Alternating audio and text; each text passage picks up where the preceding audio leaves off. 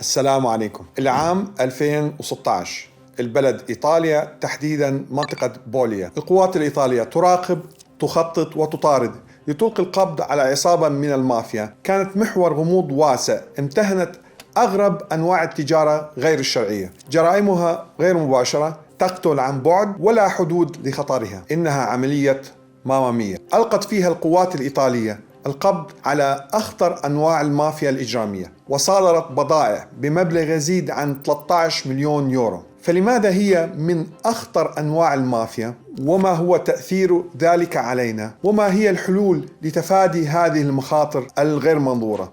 هذا ما سنتكلم عنه في الدقائق القادمة.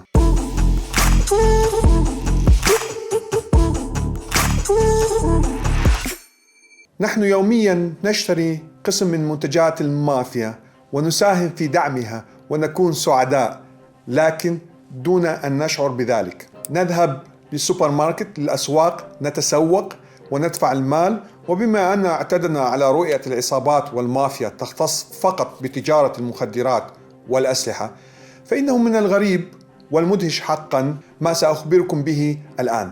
رح نتكلم الآن على نوع جديد من المافيا وتجارة مختلفة وأكثر خطورة على المستهلك، لأنها تصل إلى كل بيت وتعبر الحدود دون أن نشعر بخطورتها. طبعا نرجع الآن إلى عملية الشرطة الإيطالية. الشرطة الإيطالية ما ألقت القبض على عصابة لتجارة الأسلحة أو المخدرات، بل كانت مافيا مختصة بتجارة الغذاء المزيف. نعم، الغذاء المزيف، وخاصة زيت الزيتون، وتطلق على نفسها أجرو مافيا، واللي كان أحد أشهر زعمائها سلفاتور توتو ريينا، وهو اسم شهير بعالم المافيا آنذاك، والذي توفي في السجن في عام 2017، حيث صادرت السلطات الإيطالية حوالي 2000 طن من زيت الزيتون المزيف. طبعا هاي لم تكن المرة الأولى. في عام 1981 حدثت مأساة في إسبانيا عندما توفي أكثر من 600 شخص بسبب الزيت المغشوش والسام بعد تناول زيت بذور اللفت التي كانت تباع كزيت زيتون أصلي ونقي. طبعا أضافوا مادة حتى تبدو كأنها زيت زيتون أصلي. هذه المادة سامة وتسمى الأنيلين، وهو يؤثر على الأعصاب ويعتبر سم عصبي شديد، وكانت واحدة من أسوأ الكوارث الغذائية. طبعا هذه الأحداث أدت إلى انفجار ضخم في عالم الغش الغذائي وتسليط الضوء على نوع جديد من الغش التجاري، والتي كان بطلها المافيا الزراعية، الأجرو مافيا، التي تعتمد على أذكى الطرق في غش المنتجات الغذائية، التي قد تبدأ من المصدر مع التركيز على أدق التفاصيل حتى تبدو أصلية. ليتمكنوا من إخفاء جرائمهم سأذكر لكم أغرب الطرق التي يستخدمونها لغش زيت الزيتون. الطريقة الأولى اللي هم يستخدموها مزج زيت الزيتون مع زيوت أخرى رخيصة عديمة الرائحة واللون والطعم، كزيت الكانولا وزيت الكتان، وبالتالي يصبح الأمر مثل إزالة روائح الكريهة من الجثة، ويصبح بدون رائحة كريهة لا يسيء إلى حواسك. المشكلة أنه يباع كشيء صالح للأكل وصحي للغاية. يستخدمون ملصقات خاطئة ومزورة وجميلة وملفتة للنظر على زجاجات زيت الزيتون لخداع المستهلك وجعله يثق بالمنتج. طبعا عندهم طريقة أخرى أيضا، الطريقة الثالثة، خداع المستهلك من خلال استخدام مؤشر جغرافي خاطئ، مثلا كسرقة شهرة زيت الزيتون الإيطالي واستخدامها لبيع زيوت من دول أخرى أقل جودة. والأمر لا يتوقف عند زيت الزيتون، فالمافيا تتبع طرق أخرى لغش منتجات متنوعة غير الزيوت. مثال على ذلك، يخدع مزيفو العسل اختبارات الأصالة من خلال إجراء تعديلات كيميائية، من خلال تخفيف العسل الحقيقي بشراب مشتق من النباتات مثل شراب الذرة عالي الفركتوز، أو من خلال تعديل السكريات في تلك العصائر كيميائيا لجعلها تبدو وكأنها عسل حقيقي. أما بالنسبة للحوم فهم يلجؤون إلى إضافة مواد كيميائية للحوم الفاسدة أو المتعفنة لإخفاء رائحتها الكريهة وجعلها محتفظة بلونها الطبيعي، مثل أملاح الكبريت وحمض البوريك وحمض النيكوتيك، والتي جميعها تشكل إلى درجة ما خطر على صحة الإنسان. أما بالنسبة للحوم الدواجن فهم يلجؤون إلى حقنها من الداخل بالهرمونات والنفخ فيها حتى يزداد وزنها وبيعها بسعر مضاعف. أما بالنسبة للحليب فهم يلجؤون إلى إضافة الأمونيا أو هيدروكسيد الصوديوم لرفع حموضته، أو الجلاتين أو النشا لرفع اللزوجة، كما يلجؤون إلى إضافة الميلامين لحليب الأطفال، لأن قياس جودة الحليب يعتمد بالأساس على كمية البروتين فيه، وبالتالي عندما يضاف الميلامين إلى الحليب يصبح أكبر حجماً وكتلة، ويتم بيعها على أنه حليب عالي الجودة. لذلك هل لاحظتم مدى خطورة الأمر حتى على الأطفال؟ إن جميع هذه المعطيات تطرح سؤالاً هاماً: لماذا تخلت هذه العصابات عن تجارة السلاح والمخدرات واتجهت لبيع زيت الزيتون المغشوش والأغذية المغشوشة؟ لماذا؟ الجواب: يقدر العائد السنوي للمافيا الزراعية بمبلغ حوالي 12.5 مليار يورو كحد أدنى. وأيضاً بالنسبة لعصابات المافيا هذه التجارة أقل خطورة من المخدرات. طبعاً يضيف إليهم أيضاً ميزة إضافية يستطيعون من خلالها غسيل الأموال التي يحصلون عليها من تجارة الأسلحة والمخدرات بإنتاج المواد الغذائية. بالإضافة أن نسبة الخسارة في هذا النوع من الأعمال تعتبر قليلة أو معدومة، لأنها سلع رائجة وكثيرة الطلب وليس لها مواسم، فهي مستمرة. هذه التجارة بالنسبة للمافيا الزراعية وخاصة تجارة الأغذية المغشوشة تمكن هذه العصابات من وضع أذرعها في عدد كبير من الدول، على عكس تجارة السلاح والمخدرات التي عليها رقابة أمنية شديدة.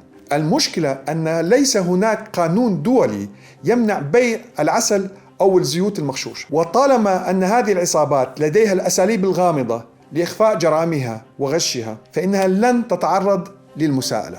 حتى يومنا هذا لم تتوقف العصابات والمافيا والشركات المنتجة للغذاء المغشوش عن العمل، بل العكس، إنها تحاول توسيع نشاطها على مساحات أكبر ومعامل أكثر ودول أكثر وأسواق أكثر وأساليب أكثر غرابة لإخفاء الجريمة. بما أن العلم يتطور والتقنيات الحديثة تمكنت من كشف الكثير من طرق الغش، لعل أبرزها جهاز ريفراكتوميتر لكشف غش العسل وأغذية أخرى، وجهاز HPLC لتحليل الغليسيدات الثلاثية وكشف غش زيت الزيتون.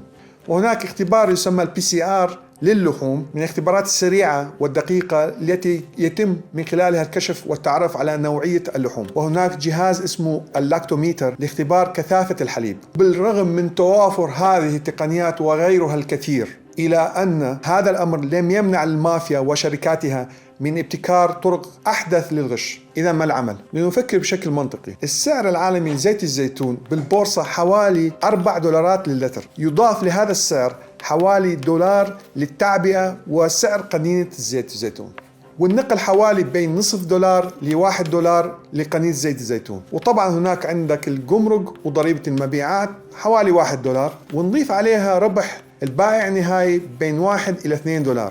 يعني نتكلم على سعر بين $9 إلى $11 على الأقل للقنينة الواحدة للتر الواحد. الشيء الغريب أن سعر عبوة زيت الزيتون النقي الأصلي الموجودة في المتجر تكون أقل من هذا السعر، فكيف ممكن يكون هذا هو زيت الزيتون الأصلي؟ طبعا هذا لا يعني أنهم دائما سيبيعون زيت الزيتون المغشوش بسعر رخيص، قد يلجؤون إلى بيعه بسعر غالي ليبدو أنه أصلي.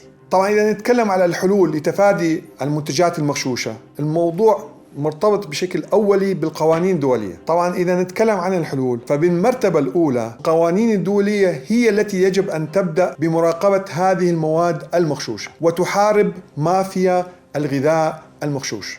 لكن خلينا نتكلم الآن على مستوانا كمستهلكين لهذه المواد المغشوشة. بالنسبة لزيت الزيتون، نحاول قدر الإمكان نشتري زيت الزيتون من معاصر زيت الزيتون مباشرة وأمام العين. كمان إذا ممكن نطلع على القائمة السوداء لدى الشركات والدول اللي تستخدم زيت زيتون مغشوش. أحيانا هناك قوائم سوداء لشركات تستخدم الغش الغذائي موجودة على الإنترنت، ممكن الرجوع إليها. طبعا في حال قمت بشراء هذه السلع وشعرت بالشكوك حولها، حاول أن تبحث عن هذه السلع عبر الإنترنت، وحاول أن تقرأ عن آراء الناس بهذه السلعة. يفضل أيضا الابتعاد قدر الإمكان عن شراء اللحوم والأسماك المجمدة، لأنها دائما معرضة للمواد الحافظة الكيميائية. أيضا لا تختر بشكل العبوات الفاخرة والأختام. طبعا هم يستخدمون أحيانا جمل على المنتوجات براقة أو خداعة، مثل منتج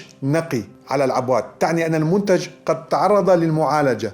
نظرا لتغيرات العصر التقنية يبقى لدينا أمل بإيجاد تقنيات حديثة قادرة على كشف الغش بشكل سريع وآني والحد من الأغذية المغشوشة، ونأمل إن شاء الله أن يكون هناك قوانين دولية صارمة في جميع أنحاء العالم تعاقب هذا النوع الخطير من الجرائم التي تهدد صحتنا. المشكلة أن هناك كثير من الحكومات في العالم تقف صامتة أمام هذا الغش الغذائي، لذلك نحن نتحمل مسؤولية كأفراد عن صحتنا والبحث عن أصل كل مادة غذائية نشتريها. يقول العالم الاسكتلندي الشهير توماس كاريل: من يملك الصحة يملك الأمل، ومن يملك الأمل يملك كل شيء. يا ريت إذا عندكم حلول لكشف الغش الغذائي تشاركونا فيها بالتعليقات لأنها ستفيد جميع الناس. السلام عليكم.